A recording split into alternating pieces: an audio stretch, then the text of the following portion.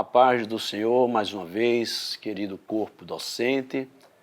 Estamos aqui mais uma vez para trazermos uma breve reflexão das lições propostas para este trimestre, o que Cristo fez por nós e o que devemos fazer pelo reino de Deus.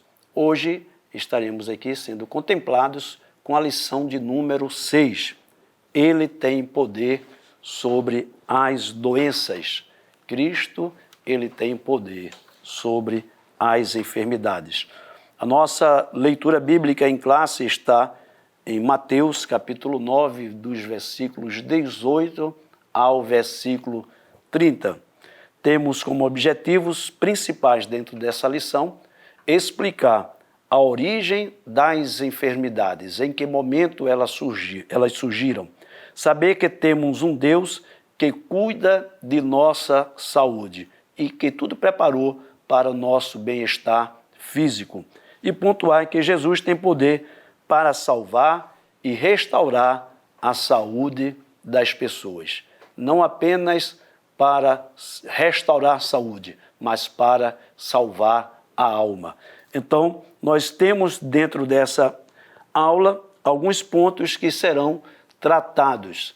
E dentro, já iniciando essa exposição, nós vemos no primeiro ponto a origem das enfermidades, né? Onde elas surgiram, né? Porque necessariamente temos que cuidar do corpo, né? Com essa necessidade tão grande de preservação, tá certo? Vimos na lição anterior que a partir da queda, o homem ele cai numa degradação moral.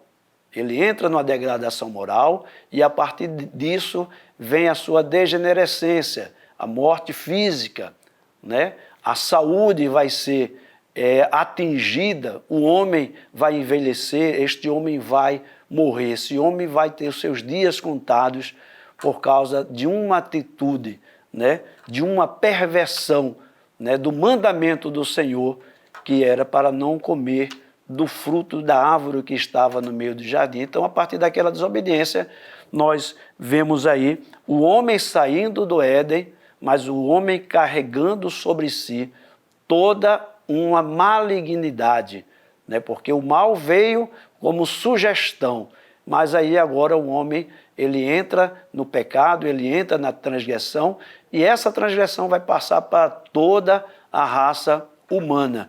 Então, o pecado, ele entra no mundo, no Éden, o homem é expulso e ali toda a terra vai ser agora angustiada por causa da entrada do homem, né? Quando o homem ele planta os seus pés fora do Éden, toda a terra agora é modificada. A natureza sofre e essa natureza, segundo Paulo escrevendo aos Romanos, ela geme pela redenção nossa. Então o pecado entrou no mundo, as doenças físicas e emocionais também entraram, né? A primeira ação emotiva do homem é quando ele se esconde por vergonha de Deus. Então ele já entra no âmbito da emoção.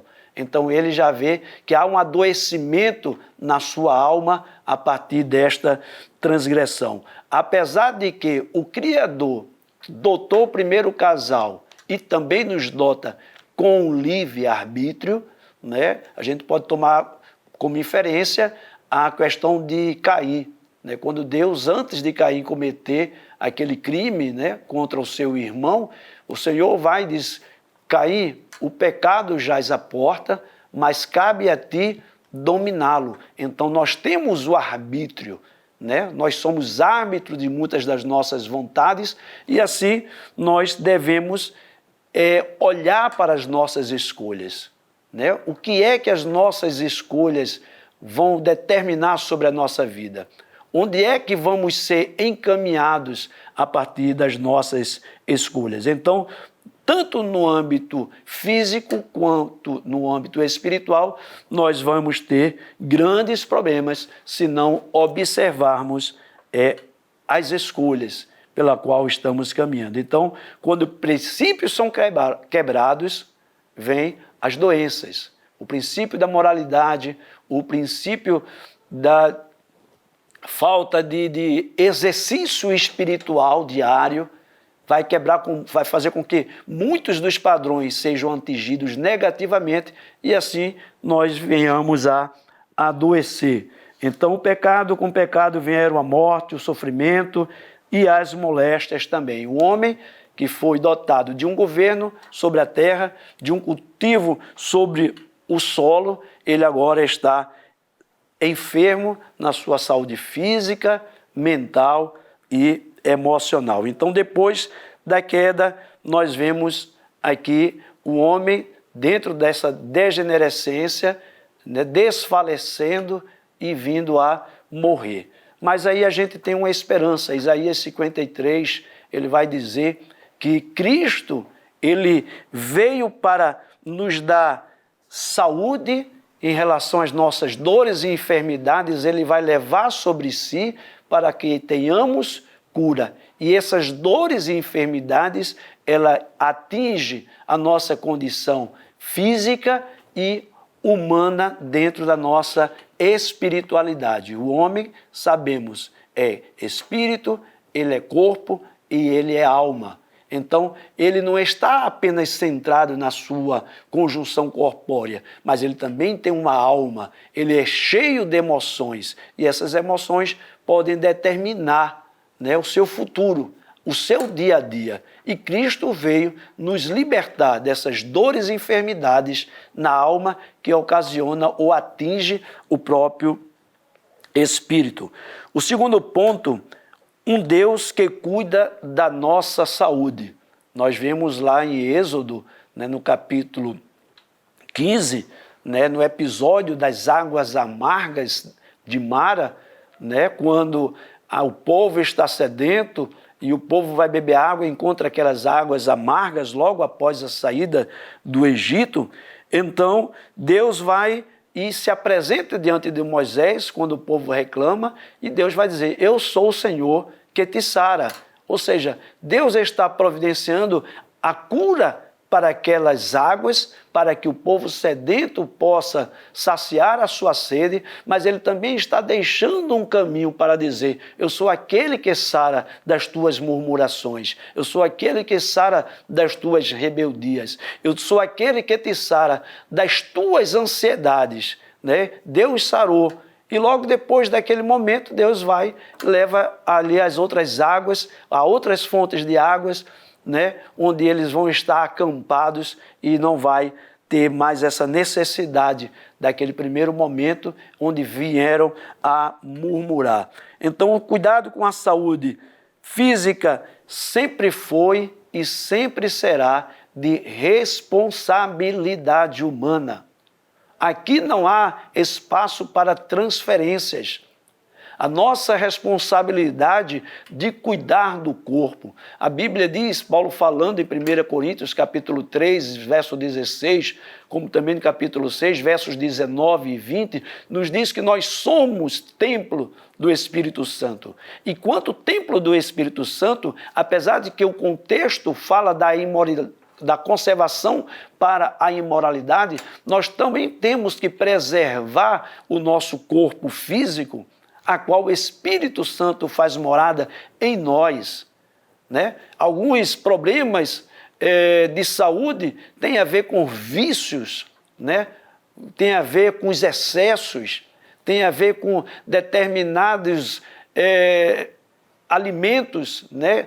Dietas alimentares que não são saudáveis ao nosso corpo, e por aí nós vamos enfraquecendo, nós vamos enfermando e nós vamos morrendo.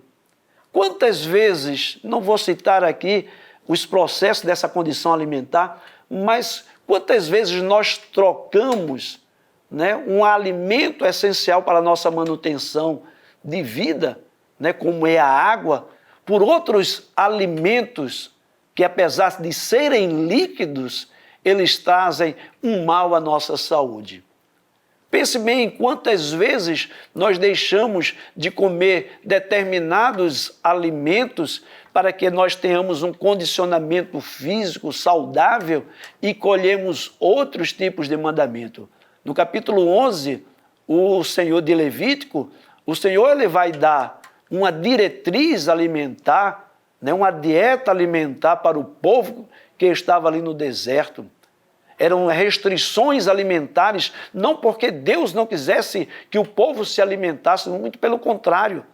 Deus sempre alimentou bem o povo, mas ele deu diretrizes, ele disse o que poderia comer e o que não poderia comer, porque alguns alimentos fariam mal, trariam dano à saúde física. Então, além de ser, apesar de ser uma responsabilidade nossa, mas essa responsabilidade, ela nasce no conhecimento daquilo que Deus quer para a nossa vida, né? Deus, lá no princípio, né, nós vemos ali um casal que se alimentava dos frutos da terra, né? Logo depois, né, daquele momento de pecado, é que o homem entra na condição animal, né? Então ele começa a comer todo tipo de carne, e Deus vai agora, séculos depois, milênios depois, dizer que tipo de alimentação seria saudável, né? Que dieta seria saudável alimentar. Então,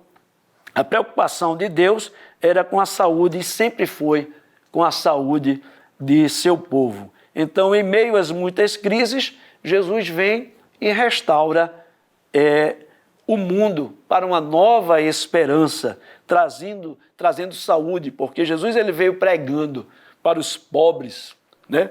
Também para aqueles que eram escravos pelo pecado e aqueles que estavam enfermos. Inclusive, essa é o ponto do terceiro, né, do terceiro tópico aqui. Jesus salva e restaura a saúde. Na leitura citada de Mateus, né, na leitura bíblica em classe, de Mateus capítulo 9, versos 18 a 30, nós vemos aqui 3 milagres, né, em apenas 13 versículos. Nós vemos 3 grandes milagres.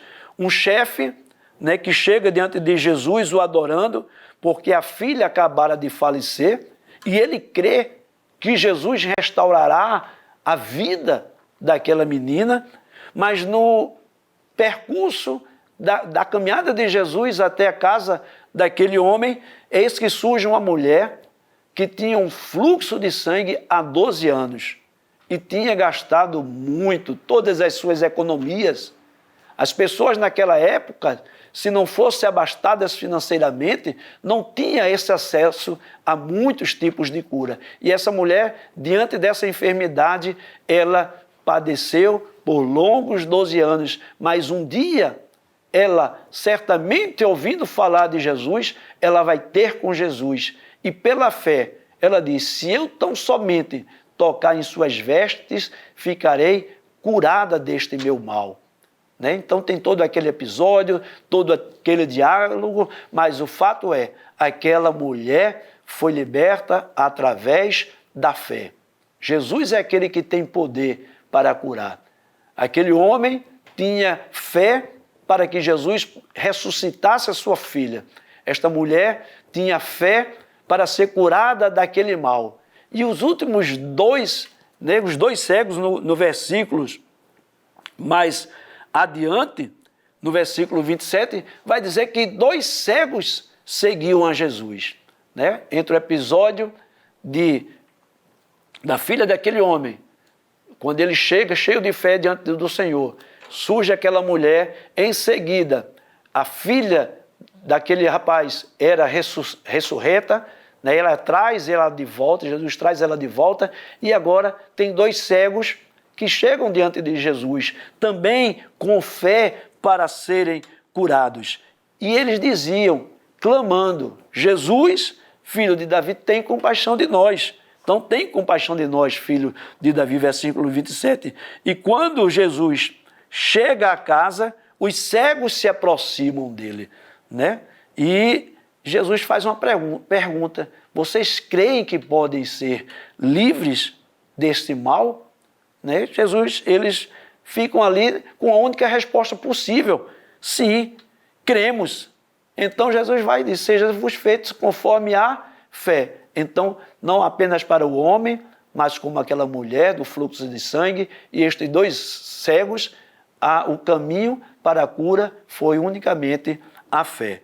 Então, encerrando esse terceiro ponto, nós vemos aqui que Jesus, ele é aquele que nos cura de todo o mal, porque para isto ele veio, né? E em determinado momento, a Bíblia diz, lá em Apocalipse, capítulo 7, verso 17, capítulo 21, versículo 4, que ele nos enxugará dos nossos olhos toda a lágrima. Naquele dia, o dia da redenção, não haverá choro, não haverá mais dores, não haverá mais prantos, porque o Senhor que cura estará presente.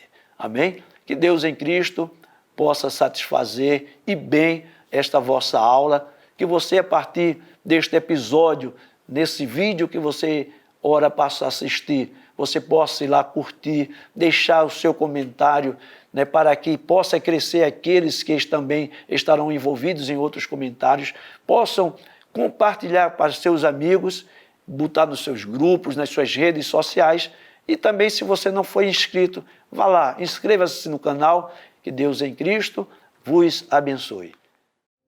Que o conhecimento é capaz de mudar a vida de quem lê, a gente já sabe.